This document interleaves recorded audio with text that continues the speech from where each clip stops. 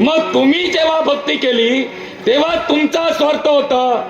तुम्ही ग्रहांचा सेनापती झालात तेव्हा तुम्हाला आम्ही अडवलं नाही, अडवलं. आमची तुम्हाला आडकाठी झाली नाही झाली. मग आम्ही तुमच्या जीवनात आडकाठी करण्यासाठी आलो नाही, मग तुम्ही आमच्या जीवनात एवढे का? याला कारण होतं. काय कारण? शनिदेव, मी तुमच्या राशीत येत असतानाच खऱ्या अर्थानं शिवशंभू महादेवांनी मला अडवलं. पण त्याआधी नीलमंदे बाबत मी जी कृती घडवली. शिवशंकरांनी तुम्हाला अडवलं.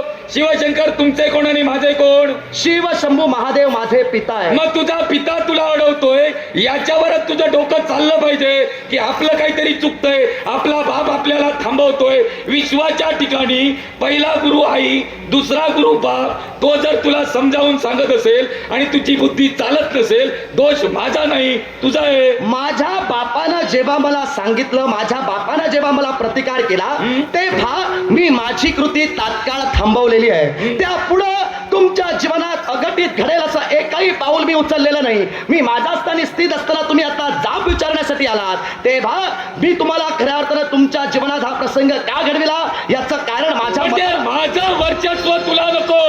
माझं वर्चस्व तुम्ही सिद्ध करणारे कुणीच नाही. अरे कित्येकांनी माझं अस्तित्व संपवण्यासाठी स्वतःच्या जीवनात परिकष्टा केले, आता ते नावालुपाला आहे.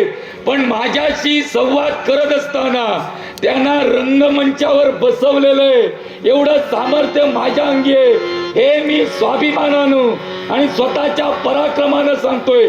कुणाला ते ऐक, नाहीतर तुमचा गैरसमज होईल. कारण माझ्या शब्दांचा आणि माझ्या वाक्यांचा गैरसमज करणारे सगळेच आहेत. माझ्या आईला, माझ्या बापाला, शिवशंकराला, महाविष्णूला, गजाननाला यांना रंगकर्म कशाला? या विश्वाच्या ठिकाणी होणार प्रत्येक गोष्ट ही नाट्य आहे. तो एक रंगमंच आहे. तो संवादाचा असू दे, संस्काराचा असू दे, संघर्षाचा असू दे, अशा ठिकाणी त्यांना बसविलं. मग तुमची रे काय कथा? काल सकाळची चिलट येतात आणि आम्हाला आव्हान करतात. अरे यांनी किती गाजवलं तरी लोळवणारा मीच आहे, लक्षात ठेव. तुमचं वक्तव्य तुम्ही मांडला. मंगळ ग्रहाला काल सकाळची चिलट असं तुम्ही म्हटला. तुला समज, इतरांना समजून घे. मला त्याच्याशी देणं घेणं नाही. हे माझं मुख्य आणि प्रत्येक वेळीचं वाक्य आहे. त्याच्यामुळे तू म्हणशील काय ते समजून घे. म्हणजे आता तुम्ही बाजू मारला. बाजू मारतच नाही, ऐका, मी बाजू मांडून शनिदेव, तुम्ही सांगून गेलात कुणाला कसे कसे तुम्ही बसवला, ती त्यांची कर्म आणि त्यांच्याशी असणारे तुमचे वाद झाले. माझं तुम्ही काय करणार ते मला मी त्याच्यासाठी तुझ्याकडे आलो. तुझं काय करावं आणि काय केलं पाहिजे याची पूर्ण कल्पना मला आहे. मी माझ्या बोला. तुझ्यासारखा दुष्ट पुरुष या विश्वात नाही. कारण एकच, नीलमंदा तुझी नात्यानं भगिनी की वागदत्त वधू? तुमचं मत काय? माझ्या प्रश्नाचं उत्तर हो. माझी मतं मांडली की परत तू सांगणार पळवाटा काढतोस. उत्तर दे. भगिनी, मग तिला तिचं कल्याण व्हावं याच्यासाठी नेलस की माझ्या जीवनाचा ऱ्हास व्हावा याच्यासाठी नेलस?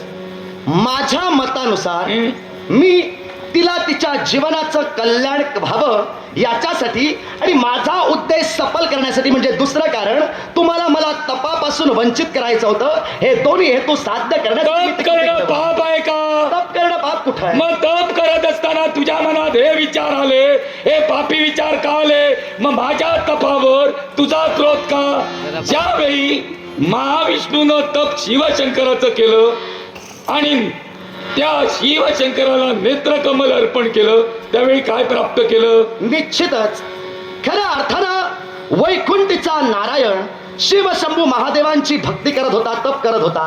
तेव्हा खऱ्या अर्थानं कमळ ही खऱ्या अर्थानं त्या शिवपिंडीवर वैकुंठीचा नारायण अर्पण करत होता. पण एक कमळ ज्यावेळी कमी पडलं त्यावेळी देवानं आपला डोळा काढला आणि ते कमळ म्हणून खऱ्या अर्थानं त्याला काय मिळालं? त्याला काय मिळालंय मला विचारण्यापेक्षा तुम्हाला माहित नाही. म्हणजे असं आहे ते. प्रश्न विचारल्यानंतर पुन्हा त्याच्याच कडून उत्तर घ्यावं आणि आपण काहीतरी वेगळं बोललोय. सांगतो सुदर्शन मिळालं. आता तू सांगू नकोस. सुदर्शन मिळालं.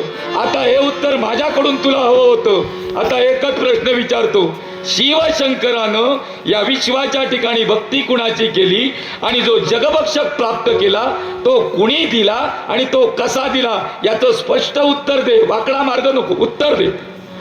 शिवशंभू महादेवांना जगभक्षक कोणी दिला? जगाच्या आदिपुरुषाच्या हाती असणारा हा जगभक्षक शिवशंभू महादेवांना कसा मिळाला याचं उत्तर मला माहित नाही. तुला जर हवं असेल शिवशंभू महादेवांकडून तू घ्यायचा बस. आणि त्यांना याच गोष्टीमुळं त्यांना जगभक्षक कसा मिळाला? त्यांना तुमच्या बुद्धीचा आणि तुमच्या कर्तृत्वाचा मला तिरस्कार आहे. अशाची संवाद करण्यापेक्षा अशाचा शेवट मग शेवट करण्यासाठी हाती